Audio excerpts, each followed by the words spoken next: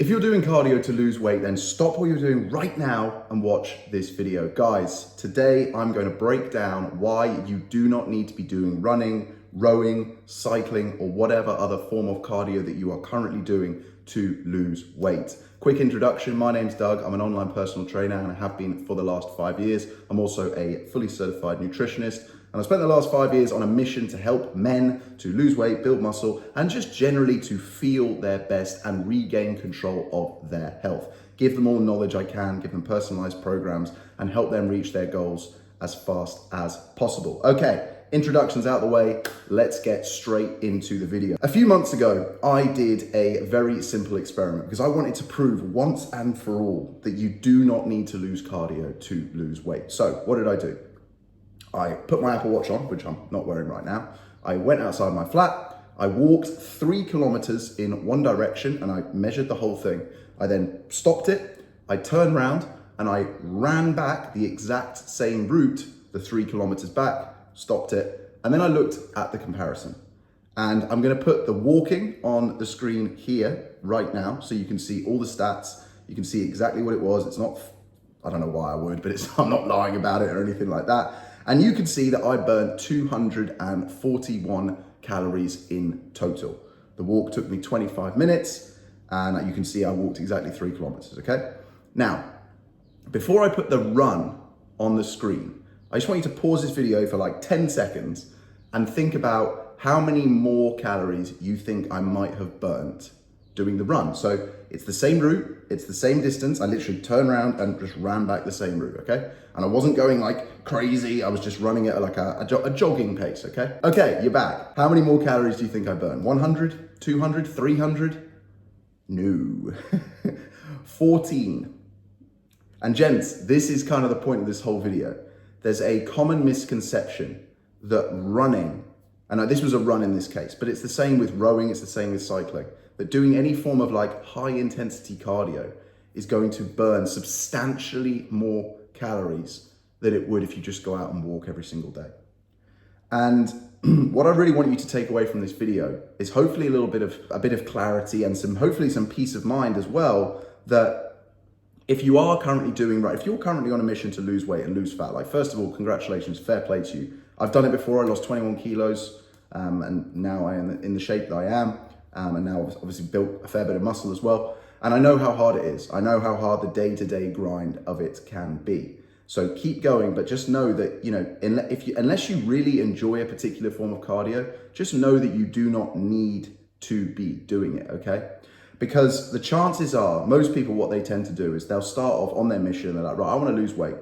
So I must have to do cardio because that's what I see everybody doing, right? And I get it. It's, you know, correlation and all that sort of stuff. So maybe they'll buy a new pair of running shoes, maybe a new gym outfit, whatever it might be, a running outfit. They'll get a new playlist, they'll find their route, they'll go out, it'll be a Sunday or a Monday morning, and they'll do their 1K, 3K, 5K, whatever you can muster on your first run. And they'll feel great. The dopamine will be kicking in, the serotonin, all of that sort of stuff. And they'll be like, oh, this is amazing. And then, you know, 2 runs in, 3 runs in, they'll be like, oh, this sort of stimulus is wearing off a little bit. Does this sound familiar? And all the benefits that you felt that you were getting after that first run, they're not quite there anymore. You know, the route's getting a bit boring. You're over your running shoes. The playlist just sounds the same now. It's now a Tuesday morning, a few weeks later, and it's pouring of rain, and it's freezing cold, and it's dark, and you're aching in your left knee. And you're thinking, you know what, today, I'll just stay in bed, but I'm definitely gonna do it tomorrow. And then tomorrow comes, alarm goes off, it's still raining, it's still cold, it's still dark, your knee's still aching. And you're like, you know what, screw this. I don't need to be doing this. I don't need to be doing this. And people give up. And it's really sad, but it's very much a reality. Now, the good news is, guys, like I say, is you do not need to be using this strategy. In fact, I'd encourage you not to use this strategy. Is high intensity cardio gonna have benefits for your health? Absolutely. I'm sure we can all talk to the physical and mental health benefits that the odd run or row or cycle here or the swim here or there can have. I certainly do it on occasion if I'm feeling particularly like my brain's feeling a bit cluttered or I just don't quite feel myself. I'll go out, I'll do a 5K run, I'll come back, I'll feel re-energized, I'll feel great. But I feel like unless you're like a hardcore runner, and hats off to you if you are, by the way, I'm not slagging it off whatsoever. But unless you are, if you are an overweight person looking to lose weight, I'm telling you now, you do not need to be doing cardio. And hopefully you can see from these two things, what I'm showing you here, that you do not need to be doing that. The proof is right here. Because if you're looking to lose body fat, what you are trying to do is create a calorie deficit, right? And there's two ways of doing that. There's either you eat less or you move more, or you could actually just do both at the same time. And that's what I encourage most people to do. But what most people do without a coach, without a training program, is they go extremes with both. So they'll cut out a load of food that they're eating and they'll do a lot more. And that's great at the beginning, and you'll probably see some really fast results, right? Because you've created a lot of change in your environment. So for the first 1, 2, maybe even 3 weeks where your willpower's high and you're feeling motivated and you've created this huge deficit because you're eating a lot less and you're moving a lot more, you're doing a lot of high intensity stuff, maybe you're going to the gym, maybe you're going to a fitness class as well on top of all this cardio, you're gonna start to see and feel some amazing results. But then what's gonna happen, guys, and I've seen it time and time again, is you're gonna burn out. So what we want is a bit more of a sustainable approach. Now I know that sounds a little bit boring, but listen, at the end of the day, what you want here really is to create a new lifestyle, a healthier lifestyle that, you know, in 3 months' time, it's just become your routine. And you've seen the benefits outside of the just doing the runs or just doing the walks or just doing the weightlifting. You know, your relationships are better, you look better, you feel better, you sleep better, you're more attractive, you're getting more respect and attention at work, you're getting promoted, you're making more money, you're starting businesses. Like, the beautiful thing about physical health and the endeavor that people go through to do it and to better themselves is that everybody has to go through the same thing. There is no shortcut to it, right? There literally isn't. So you have to go through the grind to get it. And it builds a lot of character traits in people. And the people who I see who are in shape, particularly if they weren't in shape before, I'm like, that person's a killer, man. That person has that mindset. They've got that resilience. They've got those traits in them that are going to make them just one of the top 1% of people, generally speaking. They're going to be able to do hard things. They understand the challenge. They respect the process. They're patient. They're diligent. They're consistent. And that's what I love about it. But going back to the point of this video, guys, I just want to reinforce it. I keep saying it because I want to reinforce it for you. You do not need to be doing cardio if you are trying to lose weight. Now, what I would encourage you to do is to create a calorie deficit. So very simple way to do this, right? You might be thinking, what's a calorie deficit? First of all, you want to calculate what your maintenance calories are. This is the total number of calories that you burn in any given day according to your lifestyle. There's a more complex equation for this, but the very simple rudimentary equation is we take your body weight in pounds, not in kilos, in pounds, and we multiply that by 15, okay? And then what you want to do is just minus 500 from that number and consume roughly that many calories. Start tracking your calories. If you've never tracked them before, you can use an app like MyFitnessPal to do this. It's free. You don't need the premium version. And start playing around with it. And don't worry about like messing up, because this is something that's going to be new to you, right? So don't stress about making mistakes or going wrong or not sticking to it exactly. What I encourage my clients to do is to look at it in your weekly perspective. So let's say you've calculated your maintenance calories, and I'm just going to use examples here. It's 2,500 calories, right? So you're like, okay, cool. Doug said to minus 500 from that. So I'm going to minus 500, that's now 2,000. So your target calories for each day is going to be 2,000 calories, right?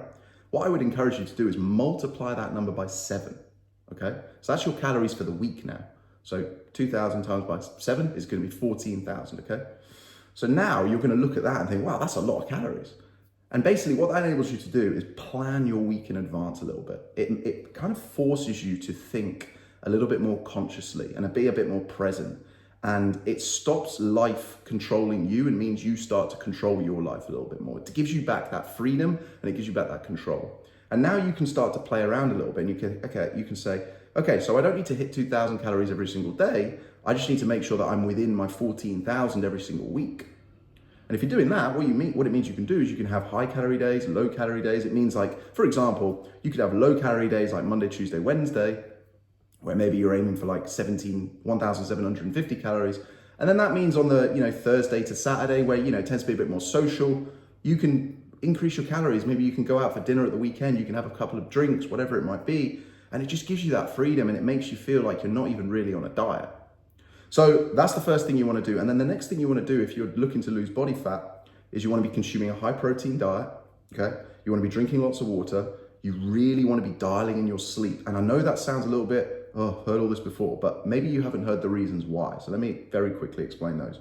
So as long as you're getting 7 to 9 hours, let's just say 7 hours. The 9 hours is, I think, almost ridiculously aspirational. Like genuinely, I don't know anybody who sleeps 9 hours. Like I wish I did. But if you get 7 hours, but the crucial part is not just 7 hours of good quality sleep, you're gonna wake up, and what happens is overnight is your body's effectively resetting. Your brain and your body are coming into harmony and they're resetting. Your endocrine system, which is your hormone system, is just bringing everything back into balance. So what this is doing is it's lowering your cortisol level, which is your stress hormone. It's lowering your ghrelin level, which is your hunger hormone, and it's going to increase your leptin hormone, which is your satiety hormone, so how full you feel. Now, what this means is you're going to wake up, first of all, in a good mood. You're going to wake up feeling refreshed. You're going to wake up feeling like you want to attack the day, like you actually want to get up and do stuff. But what this is also going to mean is you're not going to be as tempted to reach for hyper-palatable, high-sugar foods. You're not going to be reaching straight for things. You're not going to be feeling like you've got to have 10 coffees just to get through the day. You know what it is, right? I think really what the big thing is if you're feeling really tired or hungover or stressed, like the goal of your day just becomes to like survive the day, right? You tick it off as a success if you've just gotten through the day and no one's died and you haven't been fired, right? But if you do that enough times, you realize that you're not getting ahead and everyone around you is.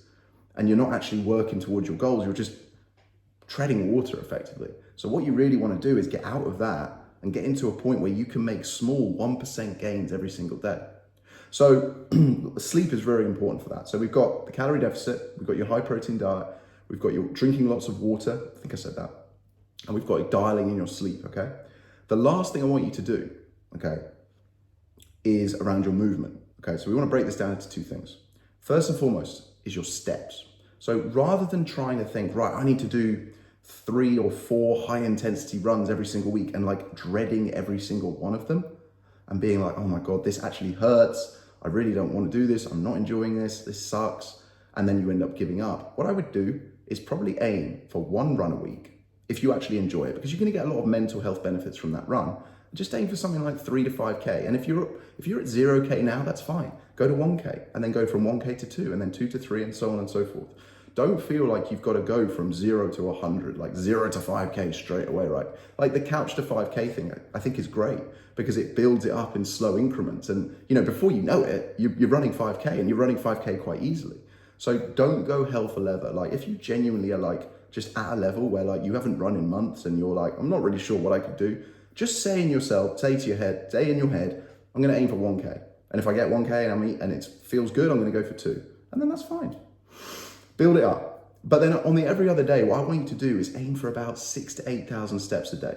Now, that might not sound like a lot, but if you're doing 6,000 to 8,000 steps a day, let's say you're doing 8,000 steps a day.